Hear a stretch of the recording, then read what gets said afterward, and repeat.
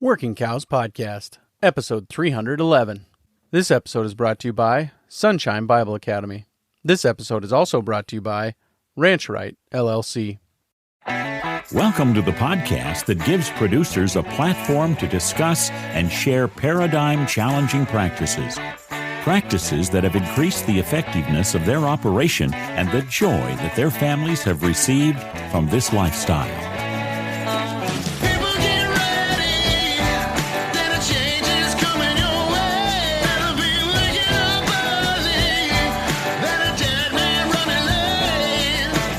Howdy everybody, this is Clay Connery, host of the Working Cows Podcast, recorded exclusively in the C90 Ocean Minerals Studios.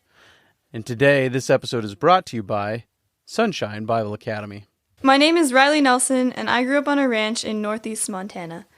I am part of the 2023 graduating class at Sunshine Bible Academy.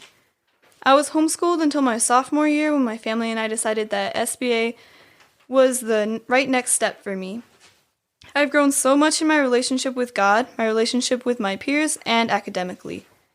The opportunities I have for hands-on agriculture classes, like animal science, have directed me towards my college major.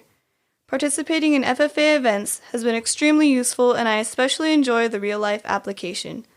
I have learned many things at this school that I can take with me after I graduate, and I am so thankful for the teachers and staff for making that possible, and to God for allowing me to come here. I believe that He has truly blessed this school and its mission, and it is wonderful to be a part of it.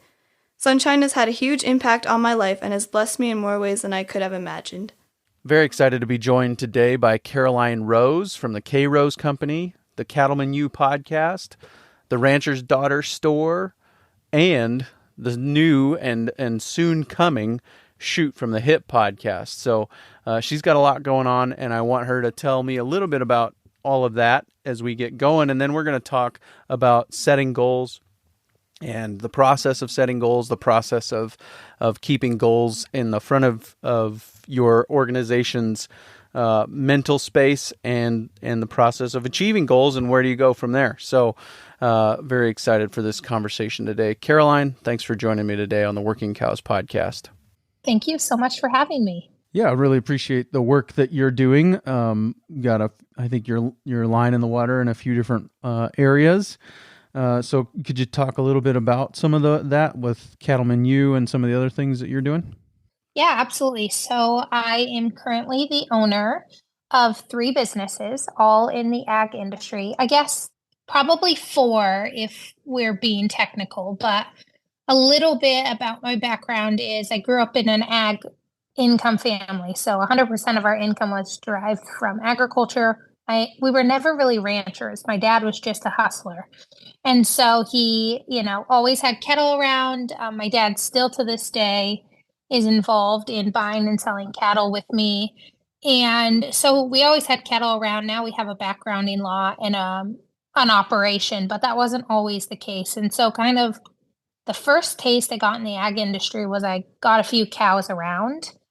And so, the foundation to how I got started was today I run about 60 mother cows with my husband. And then also I run K Rose Company, which is an ag marketing agency. There are 11 team members, and our primary job at K Rose is rural businesses and agriculture businesses. And so we do website, logo, social media, strategy for all things ag businesses. And when I got started in K Rose Company, our primary customer is seed stock marketing.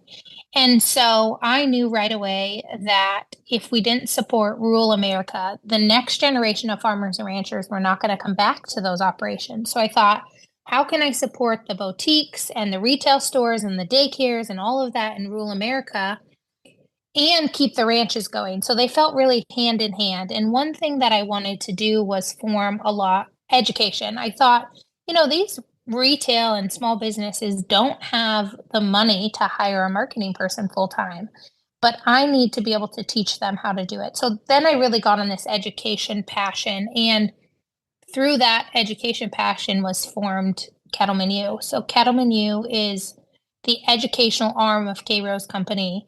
And inside Cattleman U, we are really passionate about ensuring the next generation of farmers and ranchers. And how we do that is by empowering women to sit at the business table and empowering men to understand and to appreciate what creativity can do for an operation and how we have to ranch differently than our grandparents did, because you have to be creative. I don't think operations who do the same thing that their grandparents did or great grandparents, like, I don't know that they can sustain. There's not enough business and there's not enough opportunity in this break-even business for that to happen. And so we really think women have to be back invited to the business table, and we have to bring creativity back into agriculture. And then on my fringe time, on my side time, I own a store called The Rancher's Daughter, which is a farm-to-table retail store in Kalispell, Montana, where I am the co-owner with Grayson Cottrell. And I sell our family's beef and other small Montana producers' product in our store. So beef, lamb, chicken, pork, bison, duck, eggs, honey, milk, flour, all of that type of thing. So it's a farmer's market year round with local producers. And we do we don't do a wholesale relationship with them. So we actually give what the wholesaler would take back to the producer, because I do think that 10%, 15% is going to make a difference on profitability. Yeah, you mentioned a couple of things there, and we'll mine those veins for a second before we move on to another topic. But first of all, you talked about the next generation. And you talked a little bit about, you know, some of the ways that you're working to make sure that they're coming back. But why hasn't the next generation come back in some cases? And then what are some of the keys to bringing them back, do you think?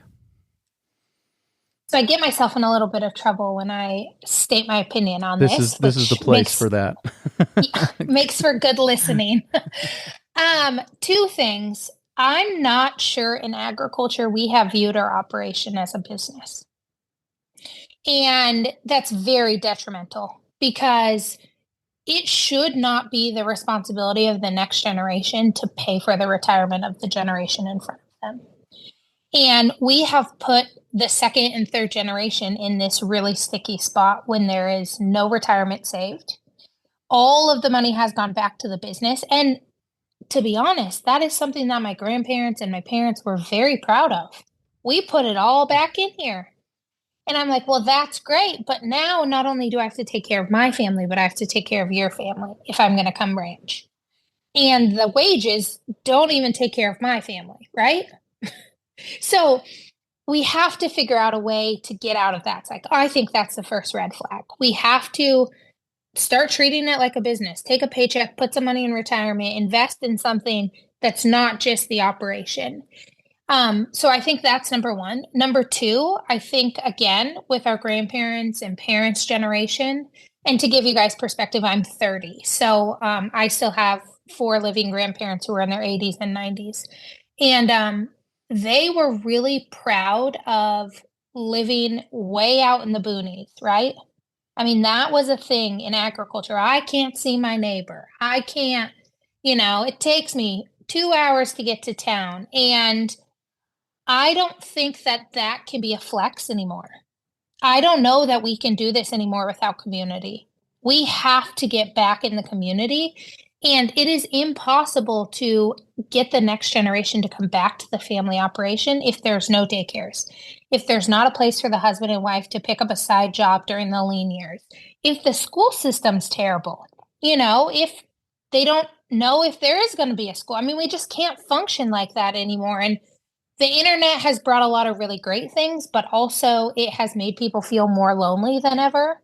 And so I think we have to have these rural towns that have some community and have some good businesses and things like that in order to draw back the next generation.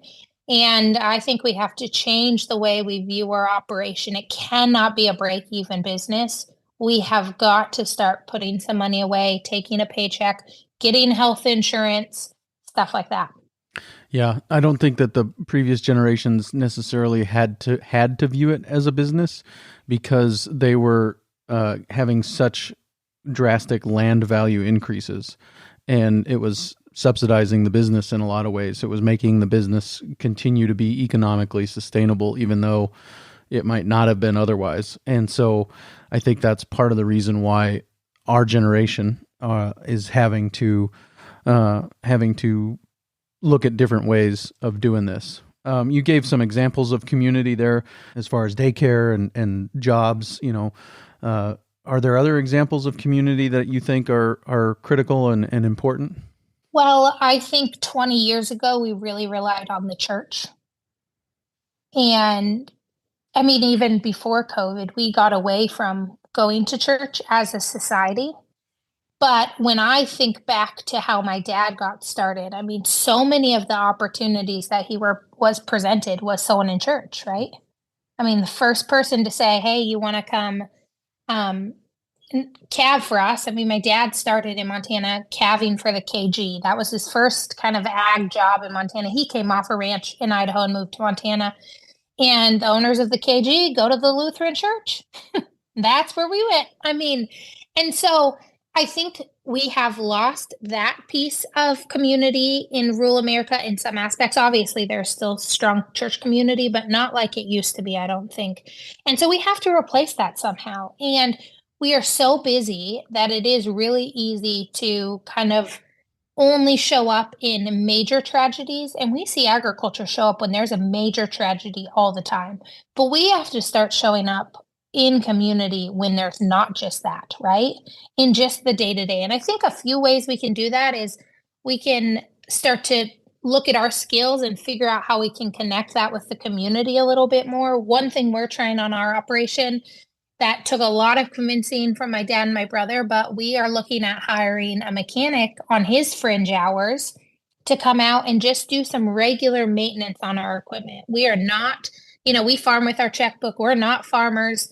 And I was like, if someone has mechanic skills, can we not hire them for a couple hours a week? And what will that do to our operation? And I think we got to do more of that, right? More field meals where maybe someone's cooking and we're buying field meal. Like, we just have to start exchanging things a little different in rural America, but we have to show up for each other, not just in the tragedy. We already do a great job of that. Someone passes away, someone can't harvest their field, everyone shows up, but we have to do that before it gets to that point. And it's an intentional thing. I mean, it's not easy. Everyone is so busy. We can go through the motions. I mean, it's almost mid-July. I remember New Year's Eve. I mean, it's like life is just happening so fast that we have to be the ones that send a text message.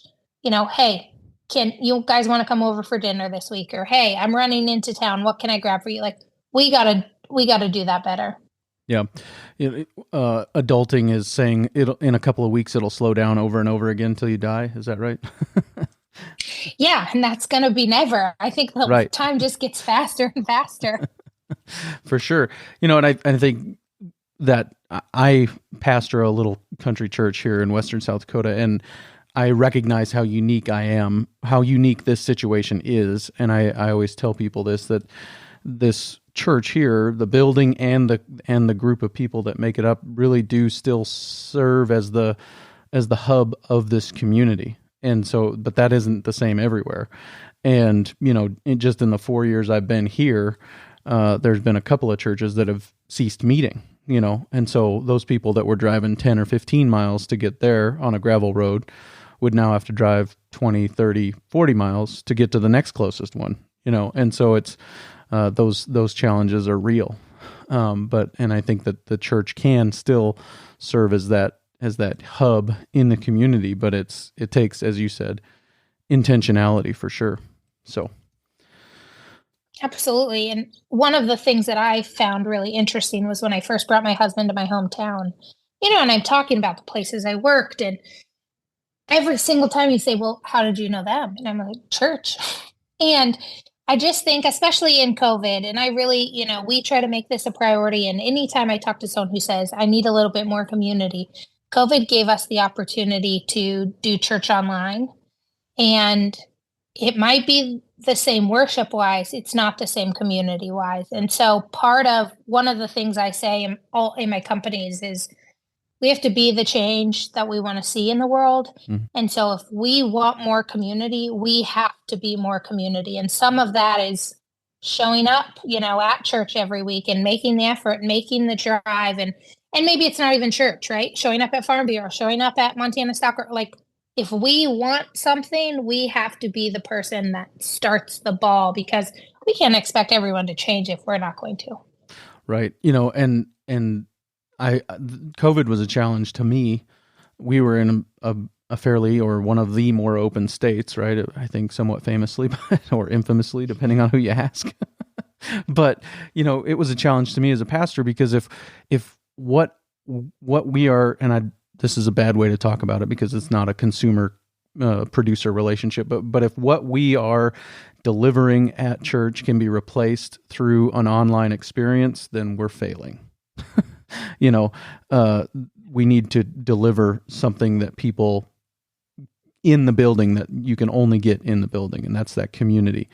And so that's a challenge, I think, for me. And if there's any other, I know a couple of pastors that listen, so if there's any others that are listening, there's your challenge, right, to do that. So one of the other things that you mentioned early on here was this idea of being creative, and the creativity. And I think you were specifically talking about the creativity that women can bring to their farm and ranch businesses. Did I hear that right?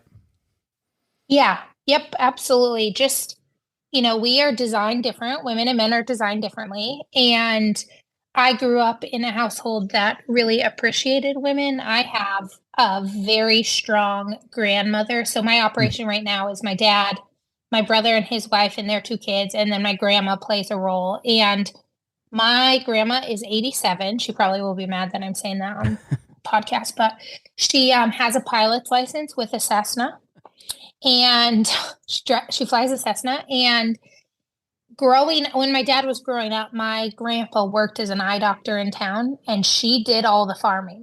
So in the 60s and 70s, she did all the ranching and all the farming, and he worked, which was not the case normally. And so this woman, I mean, she's incredible, and she really started the mindset for my dad and brother to say women need to be involved. Like, we can't do this without women. But I know that thought is not normal in especially my grandparents' generation. And even I hear it a little bit in my dad's generation. The women belong inside and they're taking care of the kids. And I think the way our brains think is needed in production agriculture. And we have to realize that every successful operation that we look at, they're doing something different. They're doing something that's creative, something that's a little different than the neighbor. And, I don't know all the dining room conversations, but I'm guessing that a lot of those ideas, or the start of the ball rolling, started by a woman. Yep. My dad worked for the phone company for 35 years. And he always told a story about 2 phone company engineers, and I think it was a true story. They were sitting down trying to figure out how to make DSL internet faster. And the limitation was they couldn't turn the light on and off fast enough to send a 0 or a 1 down the pipe. And so the lady was in the kitchen listening to this conversation, walked by the table and said, well, what if you just, instead of having to turn the light on and off, what if the light just changed color? And that's what it was. And that was the difference. That's how they made them faster, And so those things, there's just the way, like you said, they're created, they're designed differently. The way that their minds work is different. And so I think that we are, the Bible says that God made them different, and that they become one flesh. And that I think that there is a more complete unit there together than if they are separated. And I think that goes down to the ideas portion of our businesses. And so I think that's an important thing, something that we are missing. So that could be definitely turn up the productivity and the creativity, as you said, of our operations, if we were willing to make sure that they got looped in more frequently. And so I appreciate that. Yeah. Let's take a quick break and hear a word from our sponsor today, Ranch Right, LLC. There are 3 guarantees in life: death, taxes, and paperwork. Ranch Right LLC can help you avoid one of them. If you're a successful business, then you are probably paying some taxes. But that doesn't mean that you have to be stuck inside preparing your paperwork for the accountant. Enlist the team of financial experts at Ranch Right LLC to get you back outside doing more of what you love. They're committed to providing you with actionable financials so that you can build a profitable business and create generational wealth. While some things in life are inevitable, being mystified by your numbers doesn't have to be. If you are ready to entrust your paperwork to a team that actually enjoys this type of stuff, then visit ranchrightllc.com and get back outside to the things that you enjoy. So, one of the things, as I was listening to some of the episodes of your podcast, which we will have in the show notes page for today, workingcows.net/311, workingcows.net/311 is the show notes page for today, and we'll have links to the Cattleman U podcast there. And one of the episodes I was listening to, you and your guest talked quite a bit about the idea of setting goals and how important setting goals is for our operations. So can you tell me a little bit about how you think about it and some of the ways that you keep goal setting front and center in your life? I am a huge believer that if we are not aiming anywhere, we're not going anywhere. And I think that businesses have to set goals, right? One thing that I talk a lot about is we have to have a little bit more of corporate America in production agriculture. And I know the moment that I say that, people, they start to back up and they're like, no, absolutely not. But we have to. And I see the struggles of, my customers all the time in production agriculture and our own operation. The number one struggle that I see is the leadership is not happy with the work that the employees are doing, but the employees would never know what the leadership wanted to be accomplished. And that's communication and goal setting right there, right? And so we just we don't set goals as often as we should. We know the research is out there. You have to have visible goals in order to accomplish them. And so how we break down setting goals, it's the same for my personal life as it is for the business.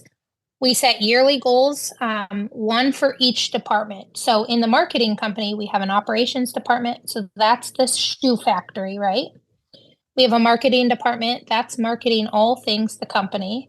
And then we have an office and support department. So each one of them gets a yearly goal. And then I'm the visionary, so I have another. So we have 4 main yearly goals. And then every quarter, we break those down even further. So we have 2 goals every quarter, and one has to be revenue generating, and one has to be some other type of goal, and they have to be measurable. Of course, they have to be SMART goals, right? So we know it's a quarter of time, we know it's achievable, and we have some metric. And we review these goals every single week. We are either on track or we are off track of the goal. And the next step to that is we set action items every single day that we have to do to accomplish those goals. So we call them a power hour list. So every day, every department has this list of things that they have to get done in order to accomplish the goals. And they don't take long. They take an hour or 90 minutes. And depending on the department, right, there might be 5 people in that department. So each person spending 15 minutes. But if these things can't get done on a consistent, regular basis, we can never hit the goal. And we make these really front and center. So on my phone screen, the first 3 pages of the swiping, I have an iPhone, I have the yearly goals, I have the quarterly goals, and I have my daily power hour list. So anytime I open that phone to go to Facebook, to go to Instagram, anything like that, I see what is actually my daily priorities in order to move the needle. It's really easy to do busy work. I think ranches, we do a lot of this, right? I'm going to go check the cows. We turn on the radio and it takes 2 hours. And some of that's nice because it's a lifestyle, but could we have done 2 hours of education? Could we have done 2 hours of price shopping tires out? What could we do to accomplish our goals? And I I set really big, lofty goals and I look at them every single day. I also have a visual tracker on my wall that I use stickers like you do with children when they brush their teeth. But I am a very visual person and I need to know, am I making progress? Am I not making progress? Where do I need to put energy? But I just think we missed the mark on goal setting. Yeah, for sure. So much good stuff there. I really appreciate that. First of all, you said that you've got a revenue generating goal and then an other goal. What would be some examples of the other goals that are currently on your list? Yeah. So, one of them, like for the Cattleman U podcast, would be number of downloads. Gotcha. So we have a very specific set number of downloads. And then, since it's based by the quarter, then we break it out. Every single week, we need this many downloads. Every single day, we need this many. So they know pretty carefully whether they're on track or off track and how they can, if we miss the mark by 5 downloads one day, what are we going to do tomorrow to increase that by 10 versus just 5 so we can get caught back up? Sure. Yeah. Appreciate that. And then you talked about a weekly review process. Kind of, is it progress? How are we doing on these quarterly goals and the yearly goals? Is that what that's about? Yes. Mm-hmm. So tell me what that looks like. Sorry. Yeah, absolutely. So we do a weekly meeting and we quickly just say whether you're off track or on track of the goals. We save time at the end of the meeting for people to bring up questions, clarifications, things like that. And we don't do excuses. You're either on or off track. And at the end, you can ask for support if needed. But when we're just rolling through all the goals, it's a very quick on track, off track, on track, off track. And the reason we do that is because, one, we want everyone to know exactly where they stand. And then we want them to bring up that they need help because we oftentimes want to help when help is not wanted. And I think if we're going to do big things in life, we have to know when to raise the red flag and say, I need some help. I need some support. I've been off track for 3 weeks now. And so that really helps us bring it visually and realize the priorities too, because in life and in business, it's easy to get sucked into things that are not priorities. And so we try to make sure that they know exactly those quarterly goals are their highest priority. And so we, focus a ton on that. The other thing we do, which really helps when you're a business owner, is we put some cash behind them. The department reaches both their goals. Everyone gets a bonus. And that really helps. If they have some free time, if they want to take some initiative, they can do that. And we try to structure it the same way on the ranch, which is not normal. I don't think a lot of production ag places tie in bonuses to hitting goals. But the thing you have to be careful about when you're setting and helping teams set goals, helping employees set goals, is you have to give them a goal that they can control, that their work directly correlates to the outcome of that. So, for example, calving, if you gave someone a calving goal, which is a pretty common deal, right? You have to mentally account for the weather. So if you say, only 1% of death loss and you live in North Dakota or Montana and you calve in January, that is not fair, right? So you might want to change your goal and say, of the calves born alive, that are not frozen down or something, I want to save 99% of those.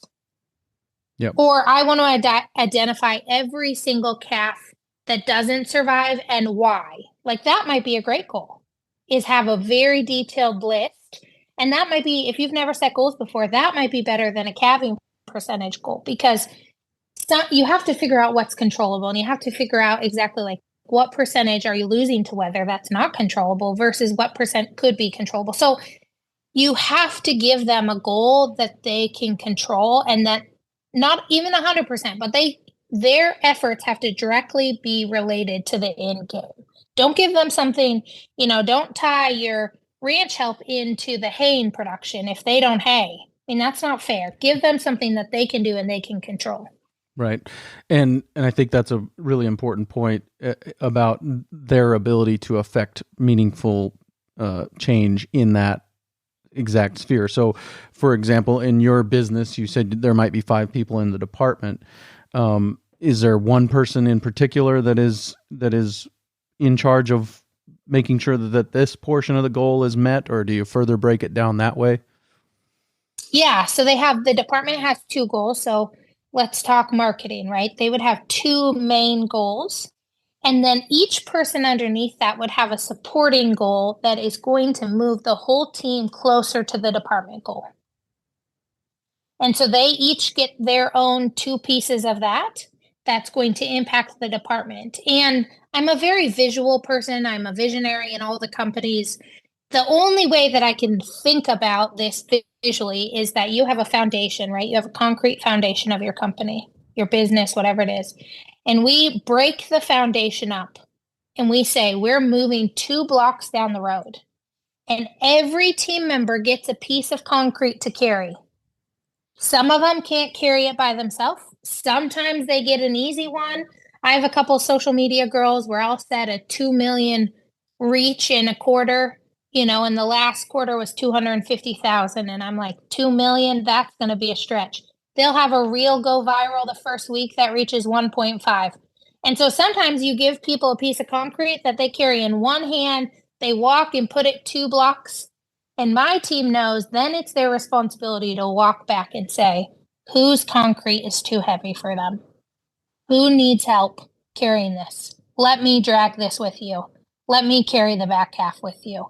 And you have to get 80% of that foundation to the 2 blocks in order for it to even resemble a foundation.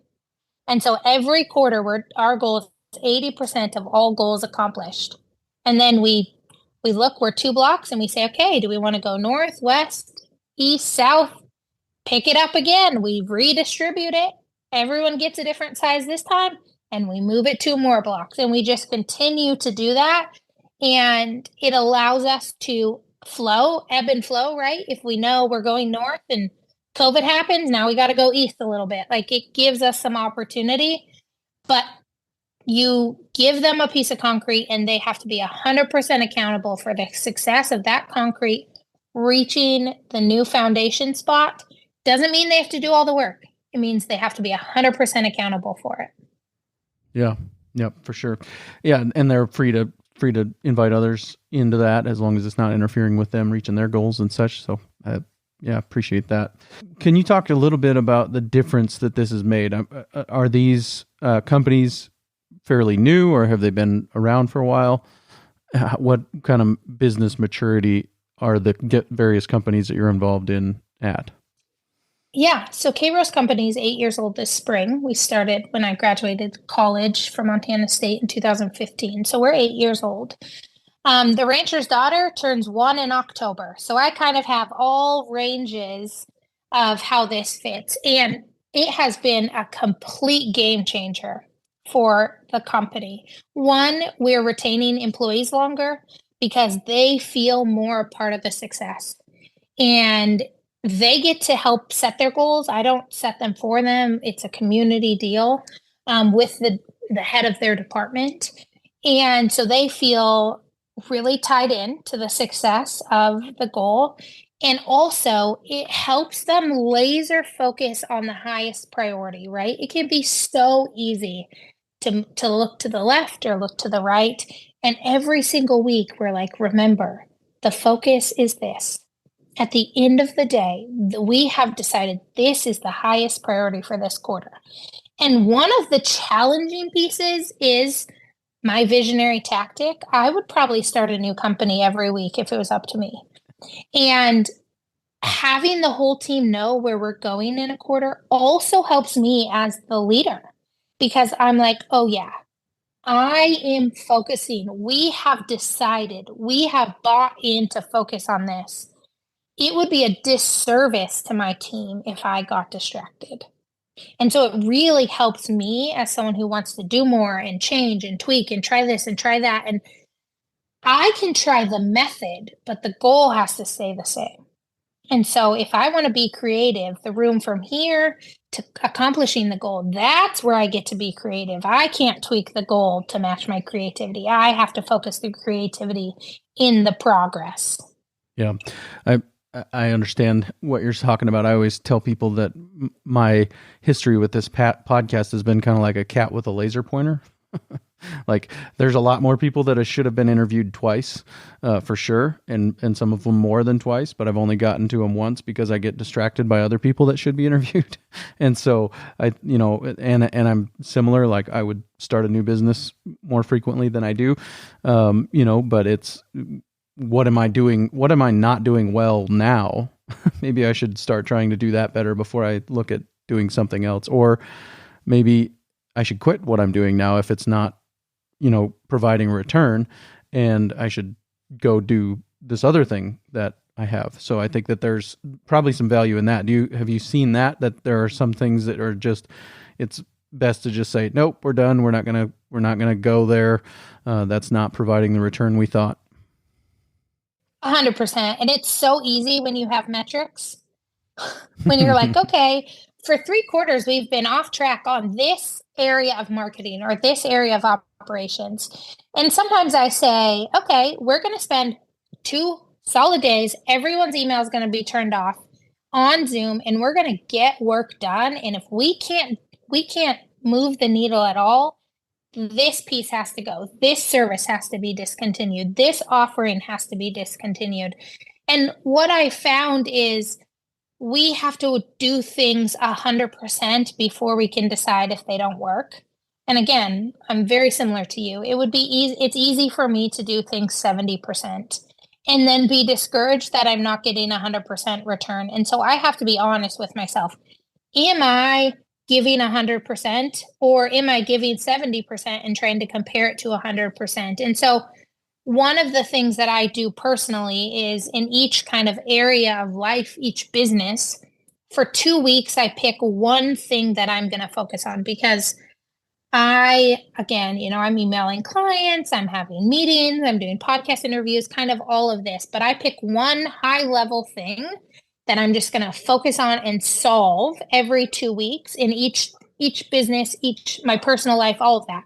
And that helps me really sit down and actually finish something before I move on to the next high level thing. So that structure has really helped, as well as to have as the leader say all of my energy in Cattleman U this week is going to X. I'm not going to focus on anything else. I'm going to do X really well this week and see if I can help move the needle.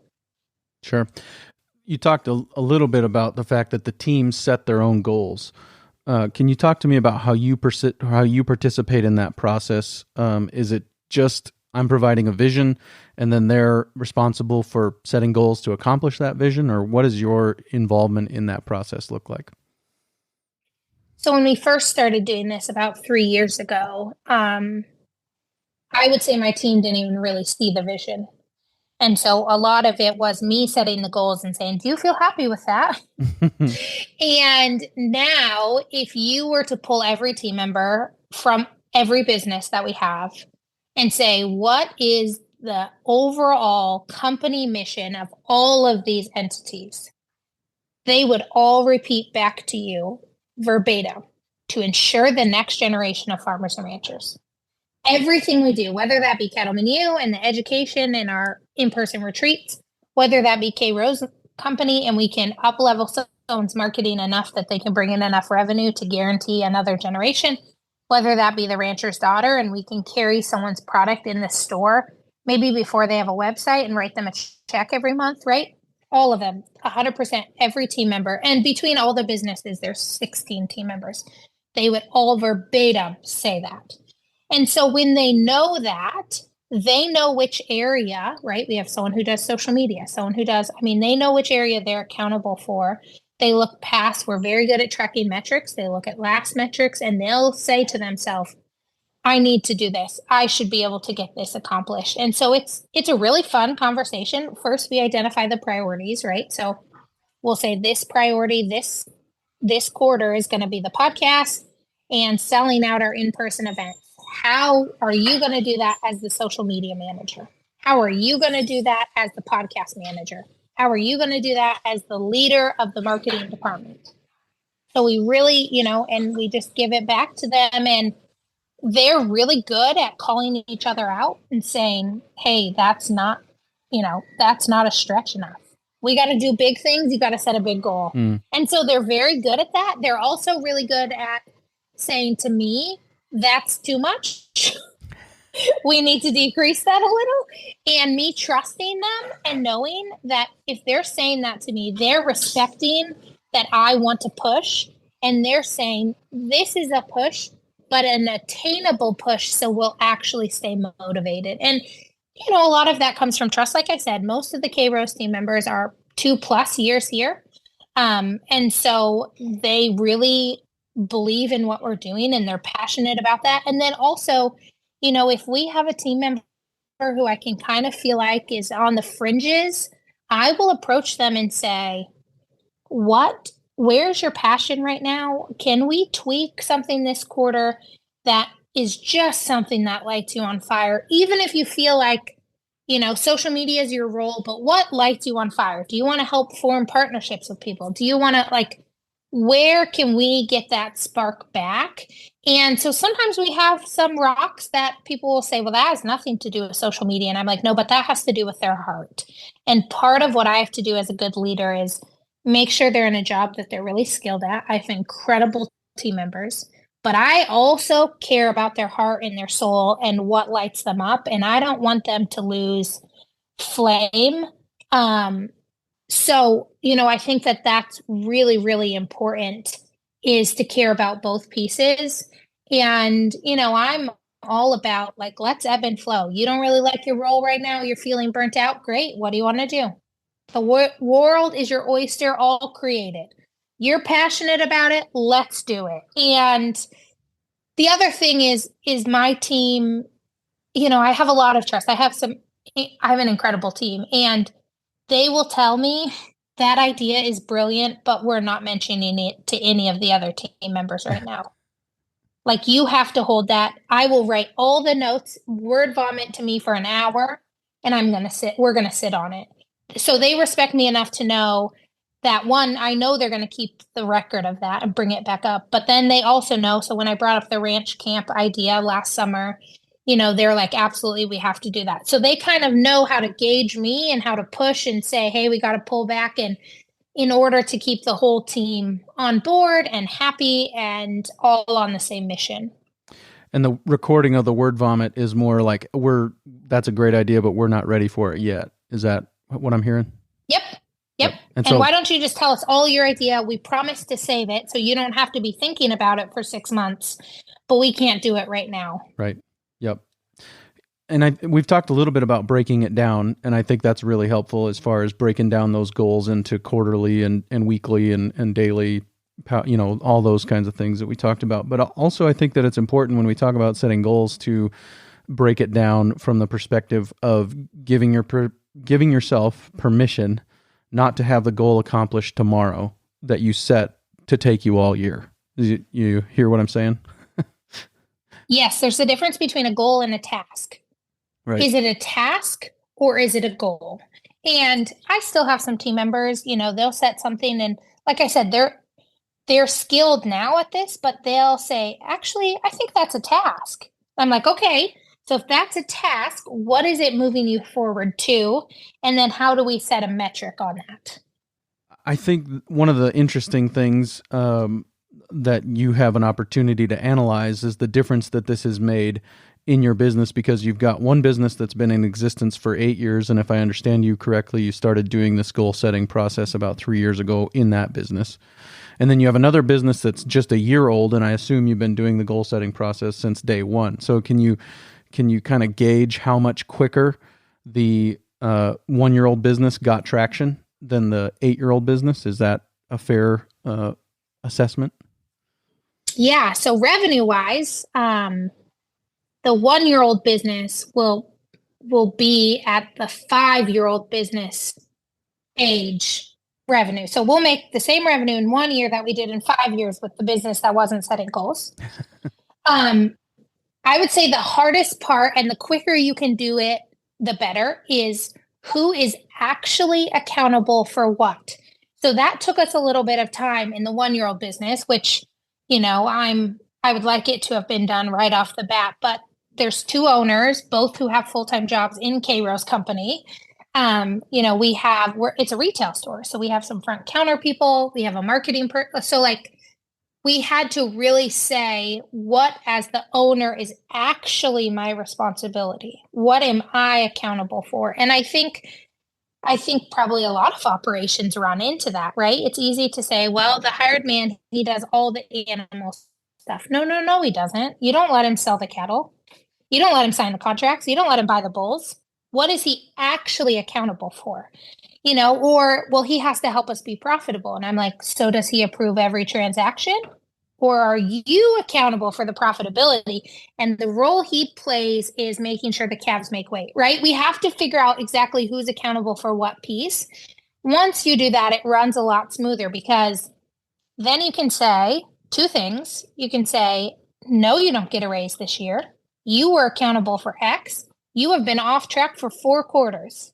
Or yes, you deserve a raise. You're accountable for X and you have been on track. That's an easy conversation, right? I know bosses hate when people say, well, I need a raise. And we just go back and we say, well, it doesn't look like you're carrying your concrete. I can't give you a raise. Or it looks like you carried yours and others. Of course you get a raise. And so that really helps. But you have to make sure you know who's accountable for what piece. And then you have to give them the control. You have to allow them to control some things. And if you don't, the goal setting is never going to work as an organization, as a family, as a business, because we want people to accomplish goals that they can't change. And then we as owners are either trying to be accountable for everything or trying to be accountable for nothing. The buck cannot stop with you on everything. And if it does, you have to work on changing that because as owners, there are so many little details and things we're worried about. If the buck stops with us for every single team member, we are the hindrance in the company growth. Yeah. Was that hard for you to give up some of that control early on? Oh, 100%. It still is kind of hard, but I'm at the point now I just couldn't do it all. And I have to say to the leaders, the department leaders, which there's 3 department leaders in K-Rose Company and 3 in the Rancher's Daughter, what can I put my energy in this week that is going to help your department? Like I allow them to say, I need help here. I need help, and to give me some feedback. The control piece is really hard. The other thing that I do that's kind of unique is after owning a retail store, we have an opening and a closing list. And so I have an opening and closing list for my life as a CEO, which includes little things such as review the goals or spend some time praying. I listen, to Annie F. Downs' Bible or Gospels in a Year podcast. Like I spend some time reading every day. So I have some things that I have to hold myself accountable for on the leadership realm that just look different because I'm in charge of this. I'm in charge of the success of this. And I think as leaders, well, they say, right, our businesses grow as fast as we do. And the biggest revenue hang up in businesses is the leader. Yeah, for sure. One of the things that you touched on a couple of different times, or at least I'm assuming you did, was, and this is an idea that I borrow from Joel Salatin, the idea of stacking fiefdoms, where you're talking about in some fringe hours, we get a mechanic to come in here and do some of the things that we're not really, equipped to do as a family. And I'm assuming not every employee, and you can correct me if I'm wrong, not every employee that you have is full-time. Is that correct? That is correct. Yep. And so some of them are working in fringe time for you as well. And I think that that's an important thing too, that rather than trying to hire that many full-time employees and maybe the business grows and gets there eventually, but I think that there's always going to be that space where we don't need a full-time person to do this, but it needs to get done by somebody. Somebody has to be accountable. And so could you talk to me a little bit about that space and how you're managing those relationships? Absolutely. We have a lot of part-time players on the K-Rose team, in particular on the marketing division. So we do have full-time members, but we have some members who have other jobs. And a few things that I always think about is I want to hire someone in their zone of genius, and I want to keep them in their zone of genius. And, I want to support whatever mission and goals that they have in life. So we have a designer right now who had a baby in February, and she wasn't sure what it looked like. And when she went on maternity leave, we paid for part of her maternity leave. And I said, the ball's in your court. You're incredibly talented. You believe in the mission, all of that. And I said, go ahead and tell me what works. And she has come back and she said, at least for the summer, I want to be 2 days a week. We said, great. You do that. We'll make it work for us. And so we try to fit into that fringe time with whatever works. I mean, if you're going to be a rancher and have a marketing job, it's going to be on your fringe. The thing is we over communicate. When are you going to be available? Are you reaching your benchmarks? And the other thing that I have to do as the leader is trust that I have given them direction and I have given them a goal and a metric, and they fit it in as see fit. And I would say most of the team members that are hourly, right, part-time, when they submit their time cards to me, I message them back and say, are you sure that's all you worked? Because there is trust. And because I'm very, very clear on their exact role, the social media person, I don't tell her how often she's supposed to post, right? I say, you need to send X number of people to the website in the quarter. If that's one post, post it one time. If that's not, you know what I mean? Like, if that's posting 40 times, you do you. You have to do the education to do your job well and go ahead. But as long as you send X number of people, right? So she has 2 goals. As long as you do these 2 goals, I don't care how long it takes you. And 9 times out of 10, when you let go of the reins a little bit and they give you so much more in return, because to do their job the best, they would like to work less hours, right? And still get the same results. So they're motivated to do education. They're motivated to hit their goals, all of this. And it's just this really good workflow. And I'll have team members that come and say, when I first started, you wanted me to work 15 hours. I have this passion project. Any chance I could work 20 hours a week? And in this quarter, I'm going to do X with these 5 hours. And I'm going to take this passion project and turn it into revenue generating by this date. Like, yeah, absolutely. I'll sign on that dotted line. You are bought in. You're asking me for 20 extra hours a month in order to do this. I can see the return on investment. I can see your soul lighting up. And they don't have to be full-time. One thing, every team member has to attend our weekly meeting. I don't care if they have another job, right? They have to work. They have to attend that weekly meeting where we go over goals. Non-negotiable. You're either out of the office or you're dying or you're at the meeting. And so they know that. They get to set the meeting time every week, and then each department has a meeting that they have to attend. And so they have to attend 2 meetings a week, and we're on Slack. That's what we use for team communication. So they have to be very clear on there when they're online and when they're not. And other than that, as long as they're hitting their goals, I kind of give them the reins. Mm-hmm. And that's, so for you, then that looks like attending 1 meeting a week. Is that correct? Well, for me, yeah, I mean, yes. So I attend every department meeting, if possible. Sometimes they'll say we don't need you, like we're just reviewing this. And then I attend a company meeting for each company that we have every single week. Very good. So as we point to wrapping up here, just tell me about today for you. You've got a lot going on, and you talked about, your phone screen has your goals on it. So tell me about today or this week, kind of what that looks like for you and how it relates to the goals and the vision and those kinds of things.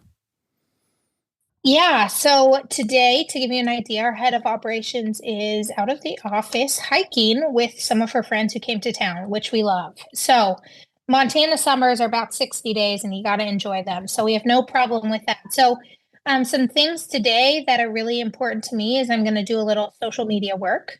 We are selling some cattle on the Northern Video. So I submitted some contracts for the Northern Video. We have 2 in-person events coming up that I'm going to send the first email out because these are already people I know are interested in the event, and I just want to casually talk to them about it. So the first is we're doing a farm to table in-person event in Kalispell. So people are going to come. We're going to go through the whole process. So the live animal ready to sell, what does that look like? Then it hanging, how do we assess quality? How do we feed our animals? Well, how do we market them? How do we ship? So that whole thing. So I'm going to invite people to that. Then we have an all breed seed stock conference. It's a virtual conference, 2 half days rotated between marketing and production. So the ideal person to attend this conference is someone who is just getting into the seed stock business, sells private treaty, or does their own marketing. And we're going to do really cool things about up leveling, foot structure and design, how to feed them well, how to run your website, how to run social media. So I'm going to send that out. And then a few of the things that I don't love to do, but are on my list, I'm looking at it right now as you're talking about this, is I have some tax stuff to do. We have employees in 9 states. I find the good people and I hire them. So I got some tax stuff to do. And I have some budget stuff to do. And then one of the things that I'm not allowed to mention a ton about right now is we are looking at purchasing another business that kind of falls all in this realm. So I got to run some numbers for that. And then lastly, we are launching another podcast under K Rose Company. So we have Cattleman U. We're going to launch a market report podcast every week under K Rose. And I'm going to outline the first 30 episodes and email speakers for that, and contract the market report on that and get a launch date. So that's a little bit what it looks like today. And then I'll tell you tomorrow, the less glamorous is tomorrow I probably have 8 hours in cold storage organizing all of the meat for the store. So sure. And is the podcast that's coming, is that the Shoot from the Hip podcast? Yep. Okay. Very cool.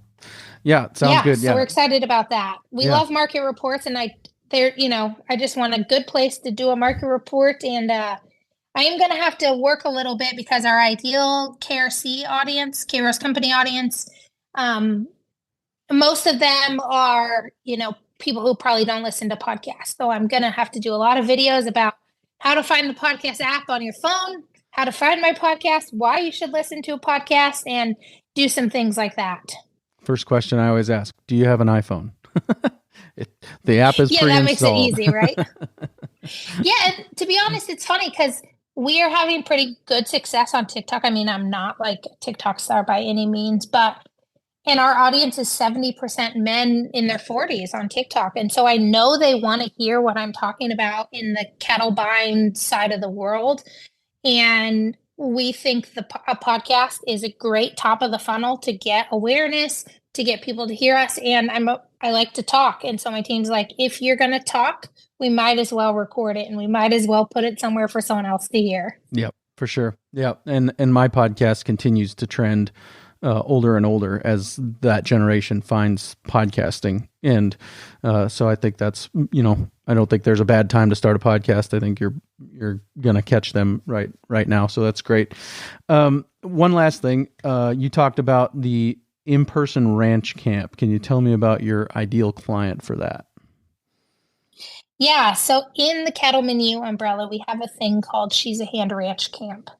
And it started out with an idea that I had, and I called my brother. So my brother's 5 years older, works on the operation full time.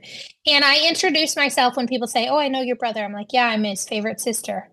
And then they always laugh, and I'm like, "And some days I'm his least favorite sister." So it all works. And I called him and I said, "I want to bring women to the ranch to do hands-on learning." And immediately he said, "Absolutely not." I said, "Why?" And he said, "What happens if an animal gets hurt? What happens if someone gets hurt?" And then he kind of paused for a minute. And he said, "Oh, that's why you want to do it. Because everyone else's dad and brother is saying, 'Heck no, you can't practice this. You got to stay where you know, or we're too busy to let you try something.'" And I said, "Yeah." And he said, "Oh, we should do that." So we've had one already. This next one is at the end of July. It is full, and we're really excited. RFT TV and the Cowgirl Channel are going to be joining us for She's a Hand Ranch Camp. So it's women only. It's very hands-on. The one in May, the last day, they processed 200 yearlings we had for grass, and the crew did it all. They ran the chute, they did the bud box, they did all the sorting, the ear tags, the implants, the shots, the branding. They ran it all about 35 per person and per roll. Then they'd switch. And so it's very hands-on learning. And I would say it's women anywhere from, in 2024, we have anywhere from 18 to 60 so far signed up, and we're taking applications for that now. We're doing 3 of them in 2024. And actually, one of the girls that attended in May sent us an Instagram message today.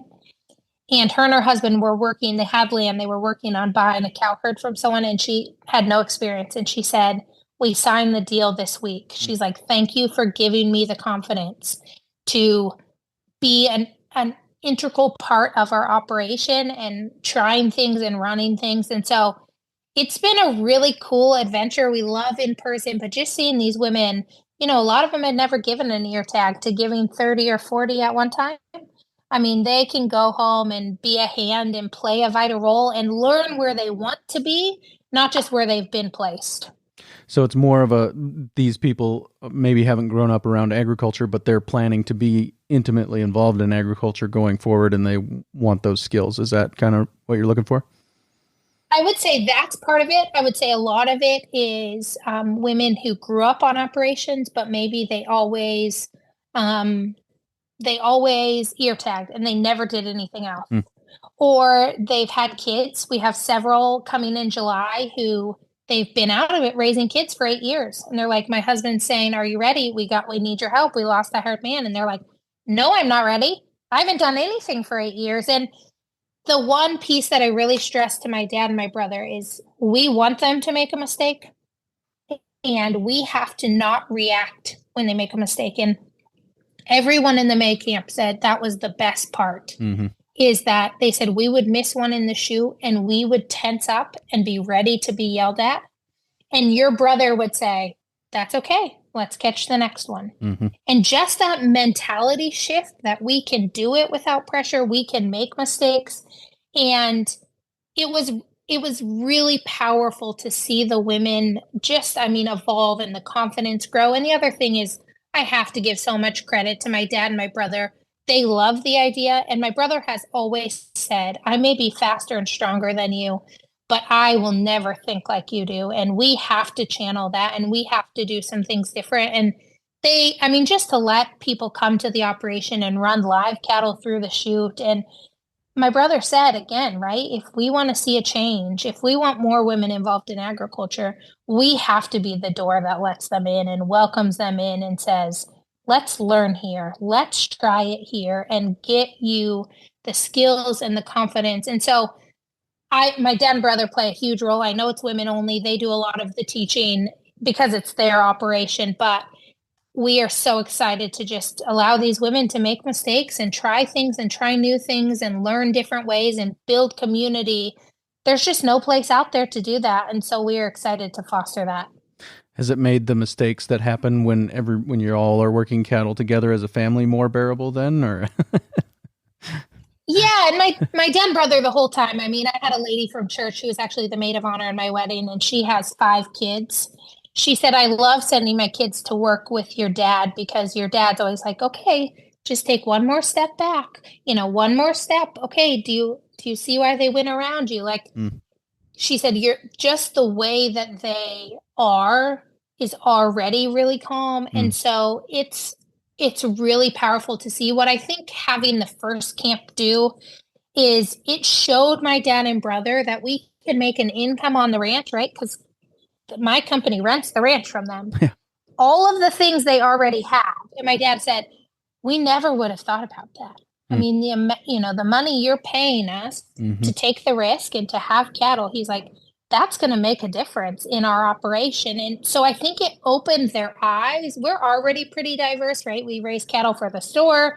We do all of these things. But my dad just said, look at this. This is another opportunity for ranch income while you get to do something you're really passionate about. And so I think that's really helped. Now it's sort of like, whatever we want to do, if there's a way we can do it, my dad's really interested in it. And not that he wasn't before, but I just think having that first one showed him like, wow, there's so many business opportunities using whatever we already have. We don't need to start a new business. Like, we can just use the ranch and increase revenue in ways that maybe we've never thought about before.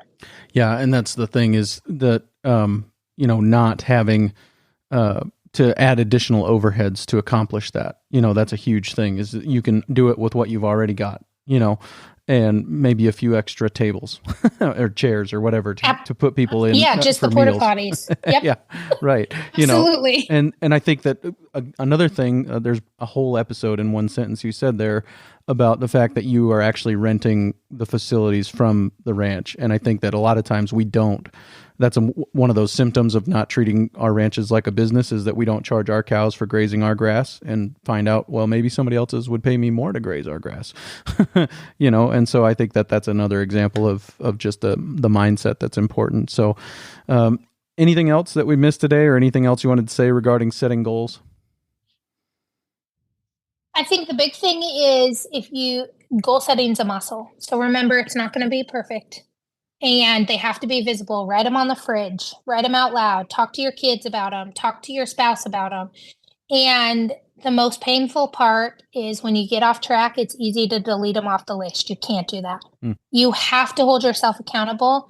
If you expect to have integrity, or if you think you have integrity with other people, if you don't have integrity with yourself, you don't have integrity. So if you keep your word to every other human in the world but yourself, it's not good enough. It has to start with you. So don't be deleting it off the list because you're so off track you can't get on. You have to be accountable to yourself first and do the hard things. That's where life gets fun. Yeah. Very good. Karoline, I really appreciate your time today. Thank you so much. Very good stuff there. Really appreciate Karoline and her perspective and just kind of her experience with the difference that goal setting has made for her in her various businesses. Looking forward to a continuing relationship with the K-Rose Company going forward. Not quite sure where we're going next week. Had a couple of scheduling difficulties, the summer being what it is, and so not really exactly sure what episode 312 is going to hold just yet, but we will have another episode coming your way real soon on the Working Cows podcast. We'll see you then. We invite you to visit workingcows.net to subscribe to the show via iTunes or Stitcher. You'll also find detailed show notes pages, resources from our guests, and the industry leaders who have influenced them. For more ideas on putting your cows to work for you in a more profitable way, tune in next week.